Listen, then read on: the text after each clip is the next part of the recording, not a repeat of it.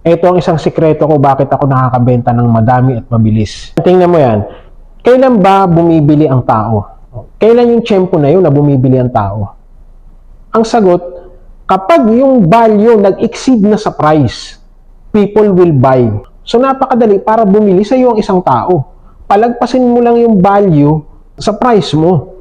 Ngayon ang tanong, paano mo ngayon palalagpasin at maidi-deliver yung value na yun? Kasi doon bibili yung tao eh. Pag lumagpas na yung value sa price. Simple, alamin mo yung valuable sa kanila. And the only way to know what's valuable to them is to ask important and probing question. So you can find out what's valuable to them. Ibig sabihin, nasa kanila na mismo yung sagot.